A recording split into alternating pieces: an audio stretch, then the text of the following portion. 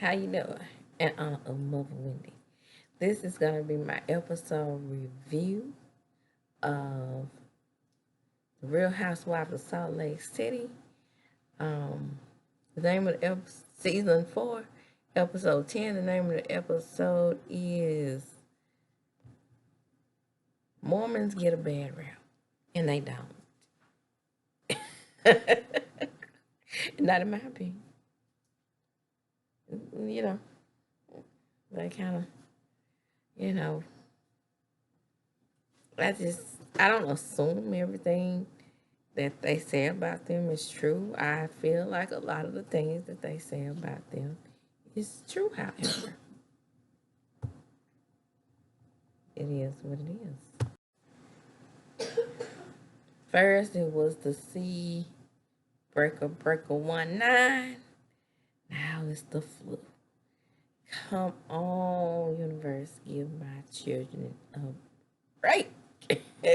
Give me a break. Anyway, I'm going to do the best I can with my poor baby back there coughing. Remember my live, I said that I had to go pick her up because she was sick at school. And yeah, that's what it was. Yay me. Well, feel pity for me and get the likes up and subscribe to my wonderful channel. It's all entertainment over here, plus no commercials. Come on, subscribe. Anyway, so the episode opens up with Angie K brushing that pink and white poodle, and the dog shakes off her little brushing at the end. I bet that dog hair is just blending right in with that all white concept she got on going on over there, ain't it? Anyway, Lisa visits Whitney, and Lisa and Whitney pretty much have it out. Well, Lisa says that that Whitney was not understanding why she was behaving the way she was. She felt like Monica was starting things. So Whitney was like, well, I want peace, honey. I'm over here trying to get my zen on, and I just made this nice little charcuterie board. And it was a nice little spread, better than anything that Kenya ever makes over there on Real Housewives of Atlanta. Whitney says, what the F happened? What happened to you guys? And I never start with her. She always starts with me. And then Whitney says, you guys embarrassed me. And she says, you should talk about embarrassment in her confession. Think about Coach Shaw's party and some other event that she named in the confessions that Whitney had messed up, but I remember vividly the Coach Shaw party. And immediately what came to mind is Whitney's self-centeredness. I mean, girl, it was none of those events was yours that she ruined, though. Did she ever ruin one of your events? That's what I'm trying to think of. Then she said, I'm the one who should be mad. She had a cash bar. I'm the one who should be mad. And very little food. Oh my goodness. And she just can't keep Monica's name out of her mouth. When it says Angie K is afraid of you. Basically, she placates to your emotions. She hates for you to be mad at her. And then she says, no, that's all on Angie. And it's not. Angie is trying to be your friend, plus, staying in good with the group. And later on, we're going to see why she feels the way about Monica. I think a lot of them are coming to the realization that Monica's mom is kind of a okay. And Whitney in confession says, when you call out Lisa, she doesn't like to take accountability for things that she does. And Lisa started cussing back in the scene. And Whitney says, I don't talk that way around my children. They're not used to that. And all the kids come right downstairs. Shoot, Whitney thought that those kids was coming downstairs to, make sure that, because of the cussing and they weren't used to it. They might have just been coming down there to make sure she was okay. When we about to run up on Lisa, them her in there cussing them out. Anyway, next thing, child, the comic relief. I will always go back to that good Mary saying that when Ann asked her, "Why did you come back to the Real Housewives of Salt Lake City?" and Mary said, "To help y'all out." So when Heather gets to Mary's house, she's like, "Why couldn't Mary barely open her door? Did she have a lot of junk at that door?" Anyway, Heather says that Mary's taste is very eclectic. You never know what you're going to get. That thing said, this is hilarious. She said that Mary had Dr. Seuss chairs in her dining room. Anyway, so Mary gets some confession. She's like, the only reason why I really want to bring her over here is because I want to talk about what she said about me in her book. And so Heather was like, she read a passage out of the book, and she was like, well, I didn't really say anything too bad about you. She's just like basically how Mary is closed off to the group, and she doesn't really hang around them like she should. And then Mary was like, on the other end, that she felt like her and Heather had a lot in common because they were both raised up in the church. And that Heather was always up in gins, but that was the reason why they couldn't get close. And so they come to a resolution, and I think they're gonna do good. But Heather had one more question, which she shouldn't ask, but she got the answer that she was looking for. She was honest. She said, "Do you think I look inbred?"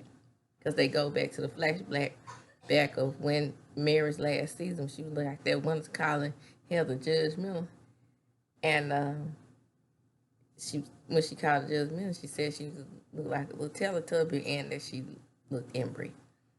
And then Heather softly said, "Do I really look inbred?" And Mary said, "Yes." It ain't funny. And you know what? Heather took it on her wide chin. Now, come on now. Heather got some strong features. And she took it on the chin. And like I said, I think they came to a resolution. And Heather said, well, maybe we should have parties at your house more often. And then Mary said, no, I have to know people that's coming to my house. Next, Meredith and Seth were doing their podcast. Not much to see here. They were just talking about their wedding, and they had a huge wedding, 350 guests. Meredith and Seth had been married 15 years. They went through a hard time in their marriage. I believe that's when New York happened. You remember the incident where Lisa said that Meredith brought New York into her bedroom, and Angie K said that the only legs that were being spread were Meredith. I'm thinking that might be when the period was. Well, Meredith said she was feeling neglected, and Seth was always on the road, which he still is now.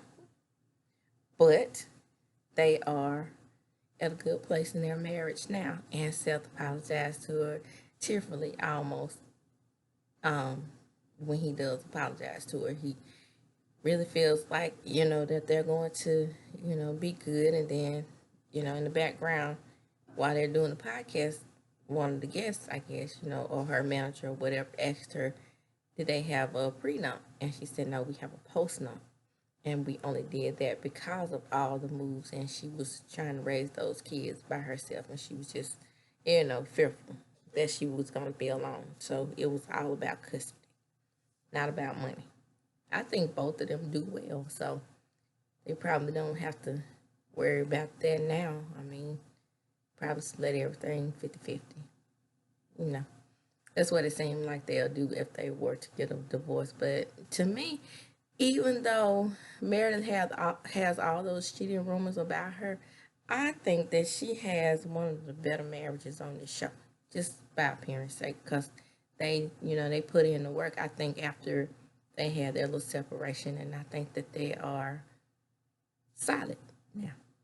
And then you don't have to deal with those rumors. Rumors. Moving right along. Next, I have a video out. Monica. I follow you. You don't follow me, but I will at you with this video, as I do with many of my videos over there on that good Twitter. I'm going to ask you and tell you about my weaning video. It's a short. And what is discussing is how to get a old baby off of a pappy. Your old baby needs to be off that pappy. Maybe she is now, since that show was filmed a while back. However, looking at the video, she seems to be about 6 years old, still on the pappy. And I have a good method to help you release her from that vice that she has there, because people are talking, right? So anyway, Monica mom, LD. LD comes over in that good Range Rover that she took from Monica. Now, meanwhile, over there on Twitter in real life, she says that Monica is months behind on that good Range Rover. So that's why she really took it. Not to be spiteful to her because of the party that they had at Angie K's, where she was trying to be on Angie K's side and didn't even know who Angie K was. Then she says that she doesn't want things to be the way they are between her and Monica. And she was willing to go to counseling. Monica says in confession, we've been to counseling. It never works. And then on the sidewalk, she reminds her they had been to counseling too. But that lady was not welcome in her home. And she was like, well, I come bearing gifts. And she was like, well, no, you're not bearing gifts. Is not giving me my own car back. So Monica tells her, well, how you going to get home? And she says, yeah, ask your daughter to take me home. Or whatever the little girl's name was. I can't remember what she said. I think she said Lydia or Lindsay. Can you ask Lindsay to take me home? She said no. It's pretty warm outside. Nice, like, take a little brisk walk. And OLD was walking down the street in the cold because Monica said in confession right now and in front of therapists that she presents a representative. And I believe her. She does just enough to get Monica back into her good graces, and then she acts for food on her again. Well, it's it's Heather's book signing party, and the venue is really nice, and Lisa comes first, and she decides that she's gonna do her song Away in a Manger. Meredith arrives, and Monica arrives, and she asks, is there anything here to drink other than Vita tequila? And Monica is a mess. So Monica tells Meredith about she doesn't have anything to do with Lisa because she said, not even her mother wants her. Did she get that from that good mother over there on that good Real Housewives of Atlanta? Sounds about like her. And she was like, Meredith was like, well, with all the rumors and stuff out, I can understand sometimes how Lisa can be. We're back on, on our right path, and maybe you can be on the right path with her too. And Monica says, no, that sounds healthy. I'm going to keep it pushing. And as she was singing Away in a Manger, she gets up there with all the confidence in the world. Away in a manger, no crib or a bed. The helter Lord Jesus laid down his sweet head. And Monica and Angie K are in the audience cracking up. So, to save her life, they bring out a real choir. And Lisa does a rap session, and she says, in confession, Lisa says, "How dare they sit out there and laugh at me when all we're doing here is supporting our friend? I got Angie K's number." Now she's mad now because she peeped Angie K laughing with Monica.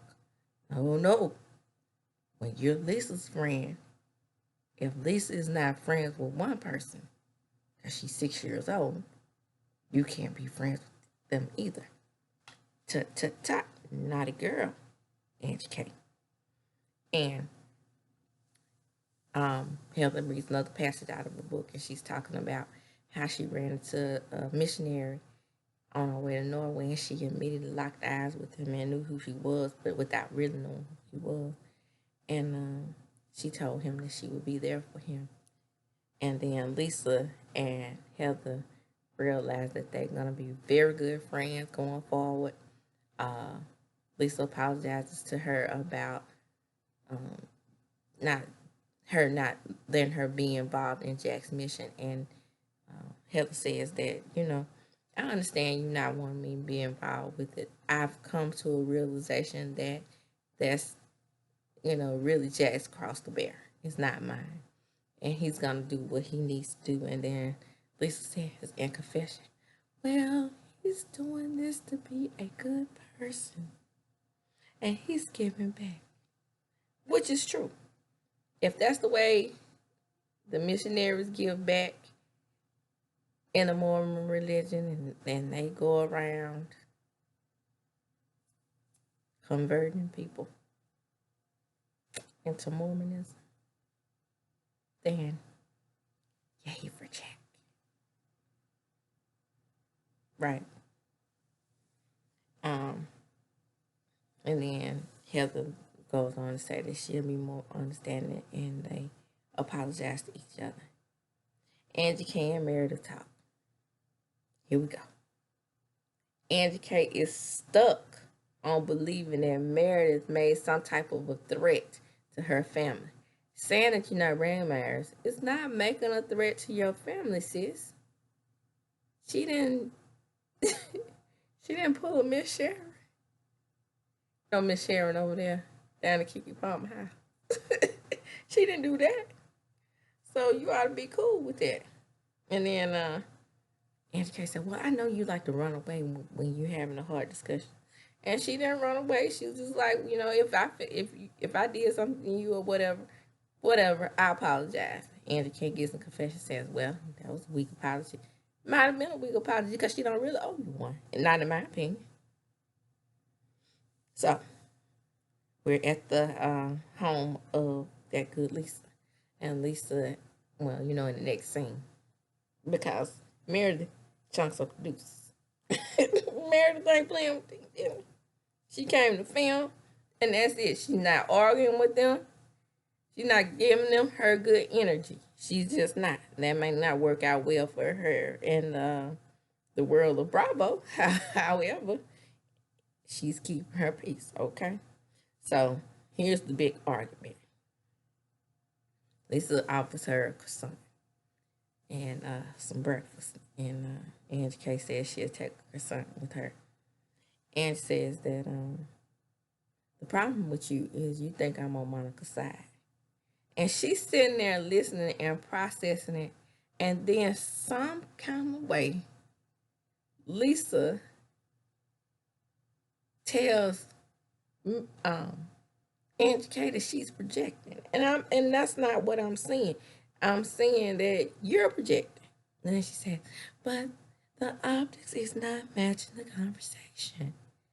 You said that you don't get along with Monica. You said that she's a bitch and you don't like her. So what is the deal? It's projection to me. And then Angie K says, well, no, it's the way you react to things. Everybody knows that you react a certain way when you feel like somebody has slighted you. Prime example, Jen. Prime example, Meredith. Prime example, Whitney and Heather when they first came on the show. Girl, bye. You want people on your side. And at one time, it was just you and Meredith. You remember when you and Meredith was so tight, people couldn't even tell you apart. But I could, because I used to always say Meredith is the one with the kind of slightly twisted lip. That's how I was able to tell you guys apart. And we've been friends over 10 years. Remember the whole story about you being friends over 10 years? But Angie K reminds her, I'm your friend. You overreact to things. Think about how you acted when I told you we were doing the bird painting at Heather's. You said that I never got an apology like that from Heather myself. And she was like, well, even though that happened or whatever, and you say I overreacted, but then she goes back into telling Angie K she projecting again. And I'm not seeing anywhere where Angie K was projecting. Angie says she just wants to move forward. And she says, well, you can start back telling me things. You not telling me things, it's on you. And Angie K's like, well, because I don't feel comfortable telling you certain things because you don't like to take accountability. And she don't. She don't take accountability for the things she said. And it was like, finally, all back to after she's been accused of projecting and taking Monica's side and all the things to make Lisa happy. It ends up being only one real apology made to me. And that one real apology came from Angie K. Like I said, they decided to move on. And it's only because Angie K does indeed placate to Lisa. And that, my friends, is the end of that review. The episode was just okay for me. I will give it a so-so. And out of 5 stars, I will give it a even 3. Anyway, come on in, come back to my channel. Get the likes up. Comment. Subscribe. It's all fun over here, commercial-free entertainment. Enjoy my recaps, because I enjoy bringing them to you.